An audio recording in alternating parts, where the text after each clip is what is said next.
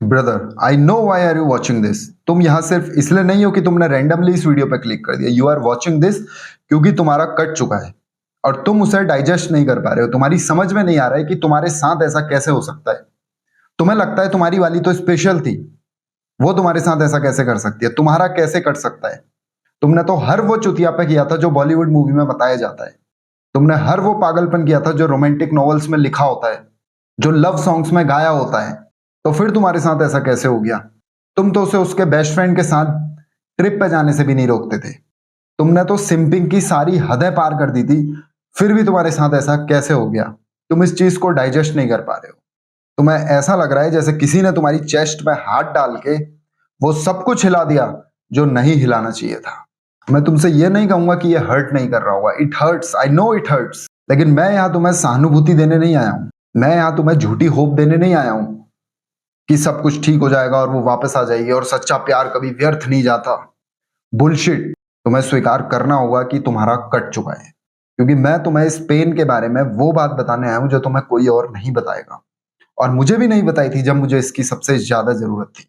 और इसीलिए मैं चाहता हूं तुम इस वीडियो को पूरा देखो, क्योंकि स्टार्टिंग में हो सकता है तुम्हें मेरी बात समझ में ना आए, क्योंकि अभी तुम्हारा पागलपन सारी हदें तोड़ चुका है और तुम्हारे सोचने और समझने की शक्ति जा चुकी है।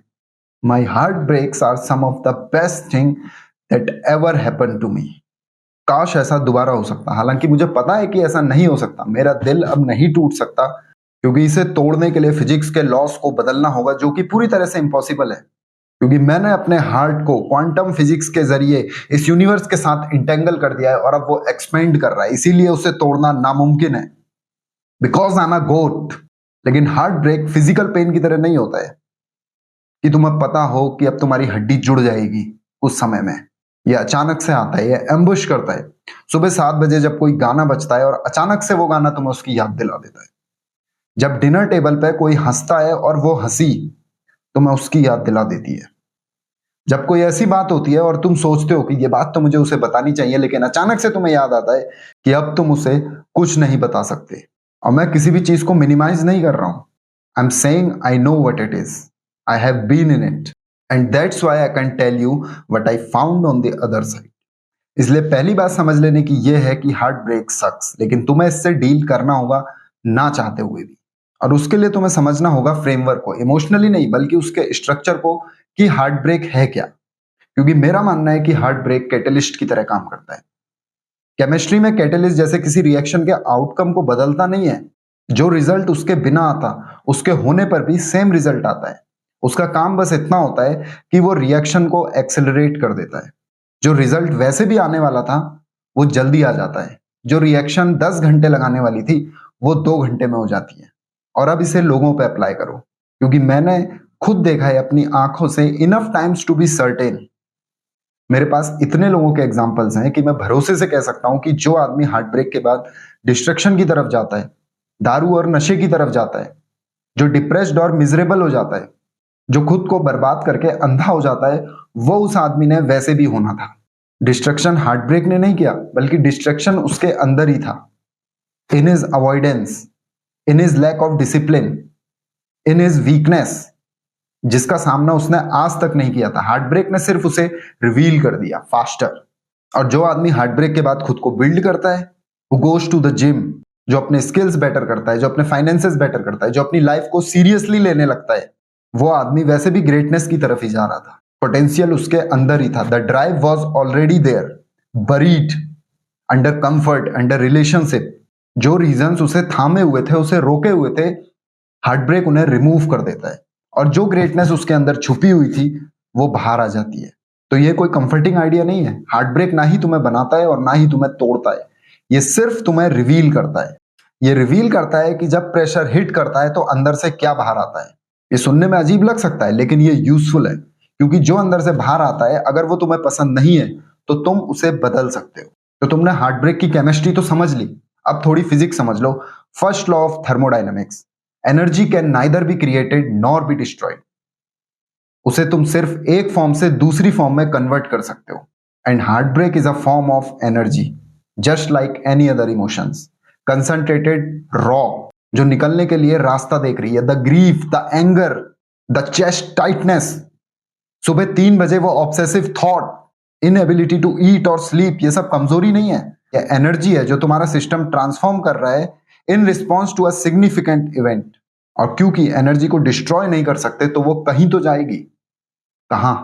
एक आदमी नशा चुनता है तो एनर्जी अवॉइडेंस, नमनेस, डिस्ट्रक्शन में चली जाती है।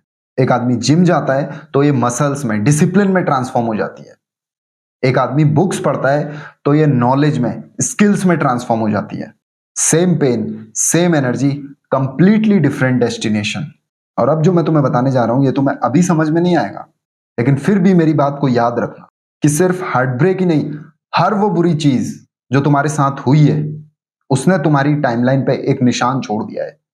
Not a scar, a marker, a before and after, a point of reference, एक स्पेसिफिक मूवमेंट जिसे तुम भविष्य में जब पलट के देखोगे तब क्लियरली देख पाओगे कि उसने तुम्हारे लिए क्या किया। क्योंकि अभी इस वक्त इतने करीब से हार्ट ब्रेक तुम्हें एक दीवार की तरह लगेगा, लेकिन सालों बाद, 5 साल, 10 साल बाद यही तुम्हें एक दरवाजे की तरह लगेगा। इसलिए नहीं कि यह पेन रियल नहीं है, बल्कि इसलिए कि इसने तुम्हारे साथ क्या किया या तुमने इसके साथ। इस पेन ने तुम्हें ट्रांसफॉर्म किया या तुमने इस पेन को ट्रांसफॉर्म किया। क्योंकि जब मैं अपने हार्ट ब्रेक्स को देखता हूं, the one that feels like they will end me, I see growth every single one of them, not despite the pain, because of the pain. क्योंकि हर एक हार्ट ब्रेक ने मुझे फोर्स किया कि मैं स्वयं को देखूं उस नजर से जो मैं कंफर्ट में नहीं देख पा रहा था। मैं उन सवालों को पूछूं जो मैं कंफर्ट में नहीं पूछ पा रहा था। और हार्ट ब्रेक ने उन सवालों को अनअवॉइडेबल बना दिया। Why do I need this person? मैंने क्या चीज इग्नोर करी? मैंने क्या चीज एक्सेप्ट करी जो मुझे नहीं करनी चाहिए थी? मैंने क्या चीज अवॉइड करी? ये सवाल कंफर्टेबल नहीं है लेकिन नेसेसरी है, और ये तभी पूछे जाते हैं जब कोई चीज टूटती है और रोशनी अंदर आती है। तो जब मैं कहता हूं heartbreak is design to teach you something, तो इसका मतलब यह नहीं है कि भगवान ने इसे डिजाइन किया है या ये यूनिवर्स तुम्हारी परीक्षा ले रहा है। तुम इतने इंपॉर्टेंट नहीं हो, तुम कीड़े हो। इस यूनिवर्स को पता भी नहीं है कि तुम एग्जिस्ट करते हो। इस यूनिवर्स का मेन कैरेक्टर मैं हूं, इसीलिए ये यूनिवर्स मेरी परीक्षा ले रहा है, ये भगवान मेरा टेस्ट ले रहे हैं। बल्कि तुम्हारे हार्ट ब्रेक तो तुम्हारी खुद की लाइफ के स्ट्रक्चर ने डिजाइन किए हैं, और जिंदगी ऐसा ही करती है। वो लाइफ के सबसे इंपॉर्टेंट लेसन्स को सबसे पेनफुल पैकेजेस में पैक करके भेजती है, वरना तुम उन्हें रख दोगे कल के लिए और कल कभी नहीं आता। लेकिन हार्ट ब्रेक, तुम्हारी सफरिंग तुम्हें फोर्स करती है कि तुम उन्हें अभी खोलो। हर बुरी चीज, हर बुरा इवेंट तुम्हें कुछ सिखाना चाहता है, और जब तक तुम उसे समझ नहीं जाते, जब तक तुम उस टेस्ट को पास नहीं कर लेते, ये जाता नहीं है। The lesson is inside the pain, you have to go through the pain to find it, there is no shortcut. और अब मैं कुछ ऐसा कहना चाहता हूं जो कमजोर लोगों को, बददिमाग लोगों को बुरा लग सकता है, लेकिन एक अकलमंद, एक स्ट्रॉन्ग मैन उसे समझेगा। You will never be a good man unless you have suffered.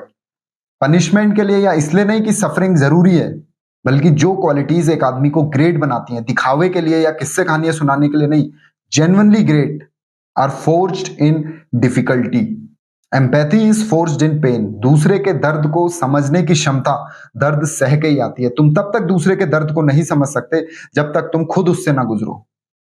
Humility is forged in failure. जब तक तुम खुद फेलियर का सामना नहीं करते तब तक तुम हम्बल नहीं बनते। Resilience is forged in breaking. जब तक तुम पूरी तरह टूट के गिर नहीं जाते तब तक तुम्हें पता नहीं चलता कि तुम उठ सकते हो। And wisdom is forged in mistakes. गलतियों के बारे में पढ़ के नहीं, बल्कि गलतियां करके, उनसे सीख के, उन लेसन्स को समझ के ही तुम समझदार बनते हो। क्योंकि मैंने जितने भी महान लोगों से मुलाकात की है या जिन लोगों के बारे में मैं जानता हूं, वो सभी लोग अपनी लाइफ में बुरी चीजों से गुजरे हैं, और उन बुरी चीजों ने उन्हें रॉ मटेरियल दिया, और उस रॉ मटेरियल से उन्होंने जो बनाया वो है उनका कैरेक्टर और उनकी ग्रेटनेस। और ये बात हार्ट ब्रेक पर भी लागू होती है। हार्ट ब्रेक सिर्फ एक इमोशनल पेन नहीं है, बल्कि ये तुम्हारी कमियों का सामना है। क्योंकि किसी ऐसी चीज का अंत होना जिसे तुम चाहते थे, किसी रिलेशनशिप का अंत होना, तुम्हें फोर्स करता है कि तुम खुद से पूछो, तुम उन चीजों को ढूंढो जो तुम्हें नहीं मिली, जो आदमी तुम बन सकते थे और तुम नहीं बन पाए। और ये स्वयं को दोष देना नहीं है, बल्कि ये सेल्फ एग्जामिनेशन है। क्योंकि गेम जीतने के लिए पहले गेम सीखना पड़ता है, और गेम सीखने के लिए पहले हारना पड़ता है। और अगर तुम सीखोगे नहीं तो बार बार, हर बार तुम्हारे साथ यही होगा। इसीलिए जो आदमी हार्ट ब्रेक को एक लेसन की तरह लेता है, वो ग्रेटनेस के एक स्टेप और क्लोजर आ जाता है। Suffering is not the enemy of growth, it is condition for it. हमेशा याद रखना, आदमी होने की सबसे बेस्ट चीज जो है जिसे समझने में मुझे बहुत समय लग गया, क्योंकि काफी लंबे समय तक मैं उसे गिफ्ट की तरह नहीं बल्कि एक बर्डन की तरह देखता था। वो ये है कि nobody is ever going to love you unconditionally. अगर तुम एक आदमी हो, नर हो, तो इस दुनिया में तुम्हें अनकंडीशनल लव कहीं से नहीं मिलेगा, ना ही फीमेल से, ना ही सोसाइटी से, और ना ही तुम्हारी फैमिली से। तुम्हें रिस्पेक्ट अर्न करनी पड़ेगी, तुम्हें प्यार अर्न करना पड़ेगा, तुम्हें अपनी जगह बनानी पड़ेगी, बिल्ड करके, प्रोटेक्ट करके, प्रोवाइड करके, और तभी तुम्हारी अहमियत समझी जाएगी। और सालों तक मुझे लगता था ये अनफेयर है। Why should I have to prove my value? मेरी वैल्यू कंडीशनल क्यों है? लेकिन ये सवाल गलत था। मुझे बहुत जल्दी समझ में आ गया कि इसका मतलब मेरी वैल्यू एक ऐसी चीज है जो मैं खुद बिल्ड कर सकता हूं। मैं बताता हूं उसका क्या मतलब है। अगर तुम ध्यान से देखो तो एक फीमेल की वैल्यू, एक वुमन की वैल्यू डीपली बायोलॉजिकल और सोशल सेंस में उसे नेचर द्वारा दी गई होती है। उसका यूथ, उसकी ब्यूटी, उसकी फेमिनिन क्वालिटीज, ये सब गिफ्ट्स हैं, अचीवमेंट नहीं। और वो इन्हें प्रिजर्व कर सकती है, एम्पलीफाई कर सकती है, डिस्ट्रॉय कर सकती है, लेकिन वो कितना भी चाह ले अपनी मेहनत और अपनी इच्छा शक्ति से जीरो से इसे बिल्ड नहीं कर सकती। जबकि एक पुरुष अपनी वैल्यू बिल्ड करता है। ये उसका बर्थ राइट नहीं होता, या उसे विरासत में नहीं मिलती, या कोई सौंप नहीं देता है, वो निर्मित करता है।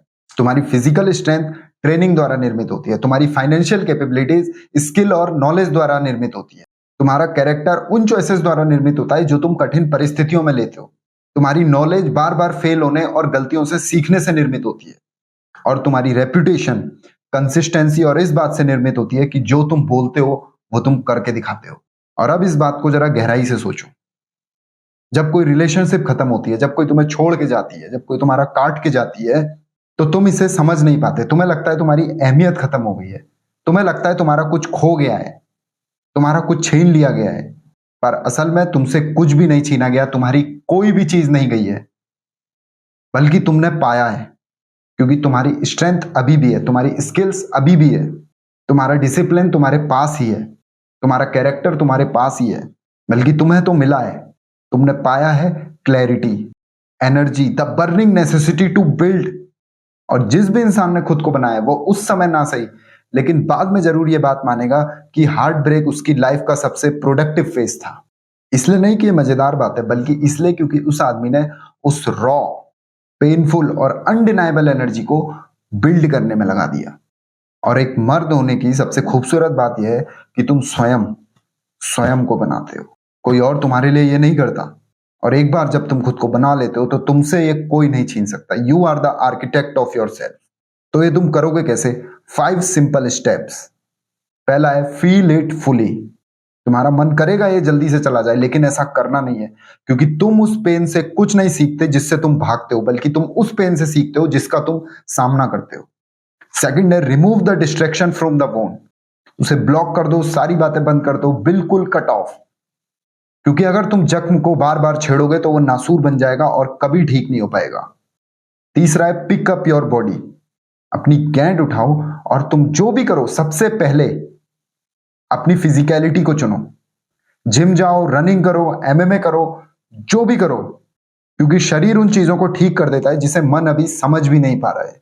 और चौथा है आस्क द ऑनेस्ट क्वेश्चन। खुद को ब्लेम करने के लिए नहीं, बल्कि सीखने के लिए कि मुझे अभी अपने अंदर और क्या बिल्ड करना है, वो क्या चीज थी जो मेरे अंदर कमी रह गई। और पांचवा है direct the energy toward something real. कोई स्किल, कोई बिजनेस या कोई फिजिकल गोल, कुछ भी, कुछ ऐसा जिसे जब तुम बाद में पीछे मुड़कर देखो तो एक कह सको I build that from the wreckage of that pain. और इसका एंड वैसे ही होगा जैसे हर पेन का होता है। ये तुम्हारी मर्जी से नहीं जाएगा, बल्कि ये धीरे धीरे फोरग्राउंड से बैकग्राउंड में चला जाएगा। लेकिन एक चीज जो तुम अपने साथ आगे ले जाओगे, जिसका कभी एंड नहीं होगा, वो है जो तुमने इस पेन से बिल्ड किया। डिसिप्लिन, वो स्किल्स जो तुमने डेवलप करे, क्योंकि तुम्हें खुद को प्रूफ करना था, तुम्हें खुद में इन्वेस्ट करना था। वो इंसान जो तुम इसलिए बने क्योंकि तुमने उस जख्म को अपनी जिंदगी का आखिरी सच बनने से रिफ्यूज कर दिया। And that man is still coming. वो अभी भी बिल्ड कर रहा है, उन रातों में जो नामुमकिन सी लगती है, उन मॉर्निंग्स में जब तुम उठकर आगे बढ़ते हो। तो जब मैं कहता हूं my heartbreaks are fantastic, I do not miss the pain, I miss the clarity, I miss the urgency, the absolute necessity of becoming someone better। क्योंकि तुम्हारे पास कोई कंफर्टेबल अल्टरनेटिव नहीं होता और तुम भी ये कर सकते हो। तुम भी गोट बन सकते हो।